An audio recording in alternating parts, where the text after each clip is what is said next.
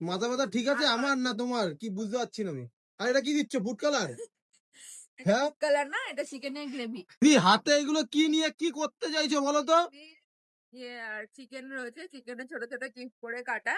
আচ্ছা। যেটা বলেছি রাশিয়ান পোলাও হবে, তো মানে সেটারই ব্যবস্থা চলছে।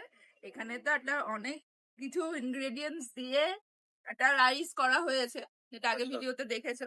এখনো এর মধ্যে অনেক সুন্দর সুন্দর জিনিস যাবে, যেটা এটা খেতে সত্যি অন্যরকম। মিক্স ফ্রাইড রাইস না তো? মিক্স ফ্রাইড রাইস হলে তার মধ্যে ভেজিস থাকতো, ও ভেজিস আচ্ছা, রাশিয়ান পোলাও বানাচ্ছো তার মধ্যে চিকেন দিয়ে, কিসমিস আবার কিশমিশ ভরপুর যাচ্ছে। কিসমিস কি করতে চাইছো? মাথা ব্যথা ঠিক আছে আমার না তোমার? কি বুঝতে পারছি না আমি। আর এটা কি দিচ্ছ? Food colour?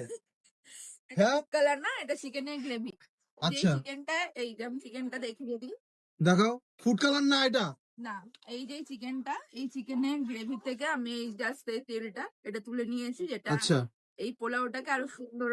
ঠিক আছে তুমি ছাড়ো, আমি বুঝতে পারবো ফুড কালার না অন্য ফুড কিছু। কালার হলে অন্যরকম হতো, হ্যাঁ। ও আচ্ছা, তেলের মতোই লাগছে আর কি, হ্যাঁ, চিকেনের গ্রেভির তেল যেটা। তার এর সাথে উপর সাথে কি দিচ্ছ? বেরেস্তা। বিরিয়ানি, পোলাও, ফ্রাইড রাইস সব মিক্সিং হয়ে যাচ্ছে তো পুরো। ওটা তো রাশিয়ান নাম।